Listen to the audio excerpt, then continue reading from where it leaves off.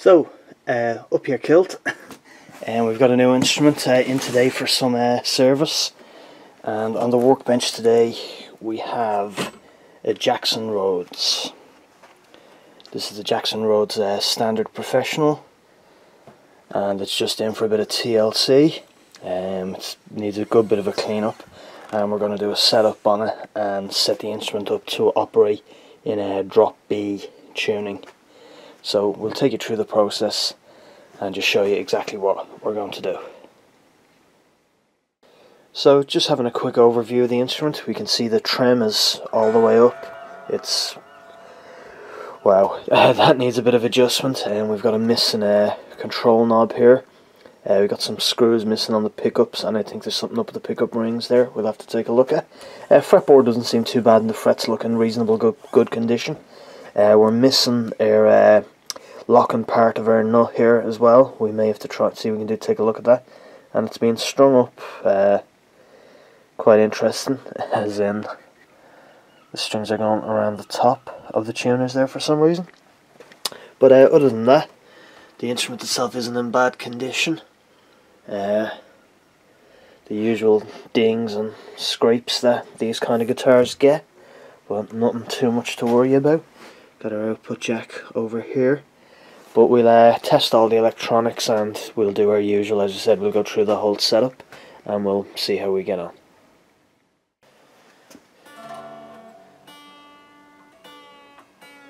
So just taking our strings off here, and as you said, operating the tuners backwards because of the way this instrument has been strung up. So we'll just get these strings off and we'll press on then.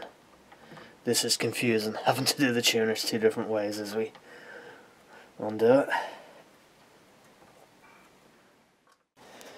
So we're just taking the strings off, and if you've never seen a Floyd Rose before or never used one, we're just using a 4mm Allen key here just to loosen up these, and then taking out the string then. So we're just testing our pickups out here, and they both work. You can hear the selector, very scratchy, and that's the master volume. Again, some very scratchy there, kind of. So we'll be opening all this up and we'll try and clean out the switches and stuff like that, and we'll start to clean up all this as well and try and get some of this crud off. So at least we know the electronics work anyway, they just need to be cleaned so we can move on from there. So we've just taken off our truss rod cover to have a look in here, and everything seems okay. The truss rod isn't really poking out too much, so it hasn't been maxed out or anything like that. And we just put our wrench on, and it does move, so it's not seized up or anything like that, so that should adjust okay. Coming down then, our fretboard needs to be cleaned, as does pretty much the entire instrument. So we'll keep on working away, and next thing we're going to do is we're going to open up the electronic cavities and just have a look inside there. So just looking into our control cavity here, and then nothing seems too bad, just a little dirty in that, and as you said, we're going to be cleaning all these switches and stuff, but the electronics do seem sound, and everything's wired up the way it should be. So we'll just clean all this out, and as we said, we'll clean the switches as well. So that's one thing we don't have to worry about too much.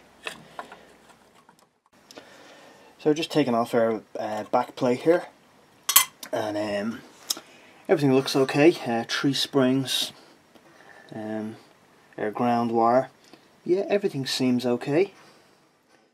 So the other anomaly we have with these pickups is you can see the pickup ring slopes backwards, and they should of course be at the opposite angle. They should slope forwards.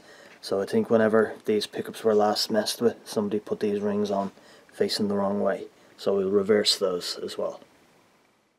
So that's our pickup rings reversed back, so they're now tilted the correct angle. And so now we've assessed everything and we know what works and doesn't work and everything else like that. We'll now move on, we'll get our rubber gloves on and give the instrument a good deep clean. So for the cleaning process, the first part is very simple. We're just going to brush the instrument down, take as much of the dust off as we can. Then we'll come back, we've got various different guitar polishes and fretboard restoratives, etc. So we'll get to work on them. We'll have to pay special attention to the bridge as well, which is particularly dirty, and there's some kind of sticker stuck to it as well. But we'll just start from the top and work our way down and try and get the instrument back to life and looking somewhat normal again.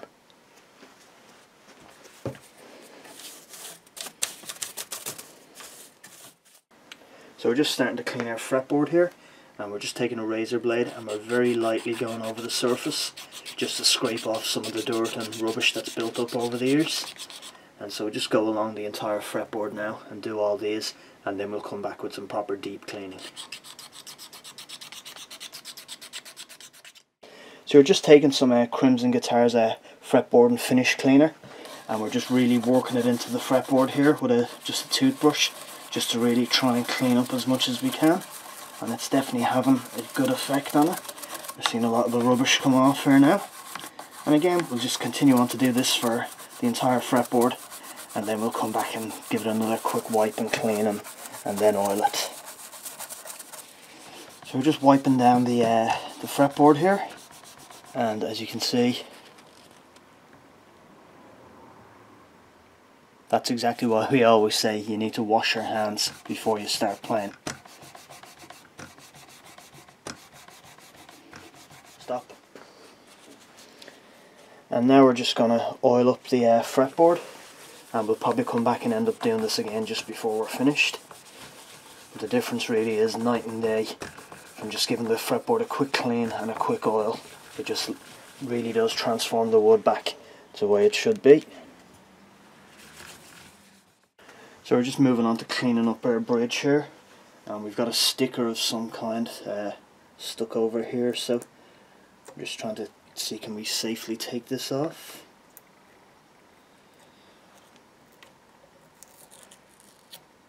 So bits of it are coming away, but we'll keep on scrubbing away at this, and we're just using a pointed tool as well here, just to try and scrape out some of the dirt out, some of the screw heads and that, just to make things a little bit easier. So we've just taken the springs off from the back of the tremolo unit, and we'll just flip her back over, and so we can completely take out the bridge now, and that'll allow us to clean up this cavity a lot better, and we can disassemble the bridge then as well to do our cleaning. So we'll just get stuck in here with some cloths and some cleaner and get all this nasty crud stuff out.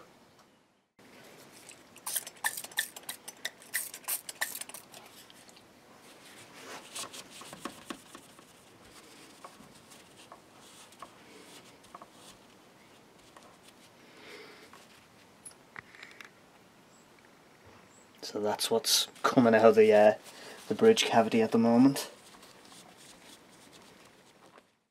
So we've got our bridge unit now that we're going to clean up. As I said, we've got this nasty sticker on the side and just a general amount of grime and stuff on it. So we're just using a little pointed tool here to try and get underneath the sticker and try and get as much of it off as we can. Using our fingernails, we might resort to a scalpel blade or a razor blade to get some of it off, and we'll just continue on to clean it up then.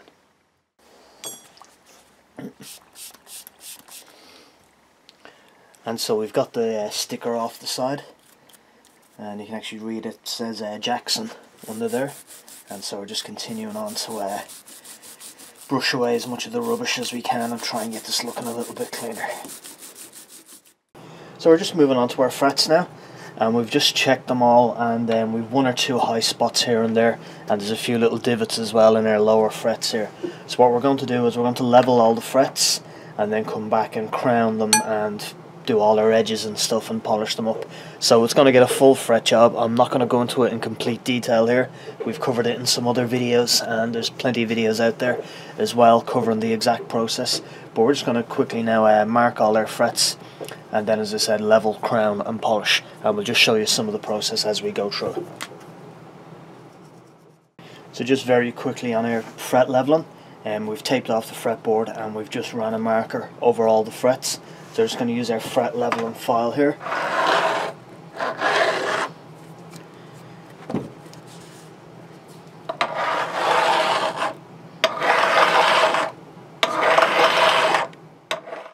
as we run the level and file over, the marker shows us where material is being taken away and where it's not. So you can see on our lower frets here we've got all these little divots here where the file isn't touching them as it's going along.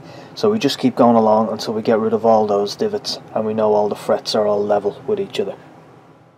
So that's our leveling part done. We've taken off all the marker and we've just checked as well that everything's as level as it could be. So we're going to remark the frets again and then we'll crown them. So that's our frets all crowned now. So to continue the rounding over process, we take some sandpaper. This is 320 grit, and we just roll it around our fingers and we just go along the entire board, and that just helps round the frets over as your finger goes in and out between the gaps. And so we'll do that with a few different grits of sandpaper to get them nicely rounded and start to put a shine on them, and then we'll move on to our polishing process. So after doing that with our sandpaper, we're now coming back with some fret rubbers, and we'll go through the various grits. We've got a coarse, medium, fine and super fine, and it's the same process again. Just go over them a couple of times with one particular grit, and then we'll move on to the finer and finer ones until we get right to the very end. And then as a final measure, we've just put some jeweler's polish onto these frets, and we're going to use a polishing wheel and just give them a last shine.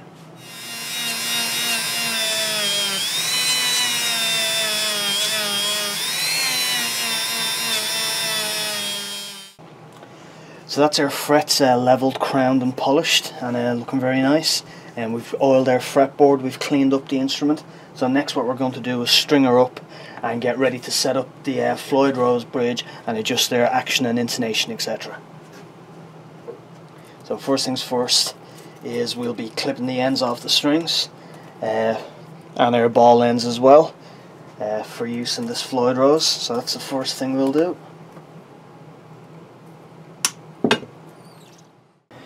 So the first thing we're doing is we're taking our string end that we've cut the ball end off, and we just insert it into our post, and then we can use our Allen wrench here to lock the string in place. So that's in nice and secure, and we'll do that for all the strings, and then we can use our other Allen bolts here to adjust their intonation and our action. Now in drop B, and just to set the intonation on this, what we do is we loosen this Allen screw here, and then we move the entire saddle backwards or forwards depending on whether the intonation is sharp or flat. So generally if you strike the string in tune and then again at the 12th fret to check the intonation, and if your intonation is sharp it means the string is too tight. So what we do is we move our saddle back slightly to make the string slightly longer, and then we check again just to make sure we're in tune, and we do that with all 6 strings going along and tighten everything down. So we're nicely tuned and nicely intonated, so just a few more small minor tweaks and we'll almost be done. So luckily enough we were able to track down some spare parts we had lying around, and we were able to refit these onto this lock and nut. So what we're going to do next is we'll reinstall our truss rod cover, and we've got our back plate here. We've given it a quick spray of just some black paint to take some of the road rash off it.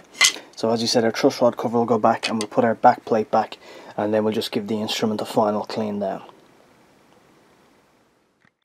So that's our truss rod cover reinstalled, and we've also reinstalled our back plate and given the instrument a good wipe down. So we're tuned down to drop B, which is from top to bottom. We're going B, F sharp, B, E, G sharp and C sharp. So basically that means when you're playing the top 3 strings you have a natural power chord, so you can just use one finger and you can play power chords. Great for making the instrument sound very dark and very deep, especially if you're playing heavy metal or that kind of music, which this guitar is obviously perfectly suited for. So she's all set up now and ready to go back to her owner.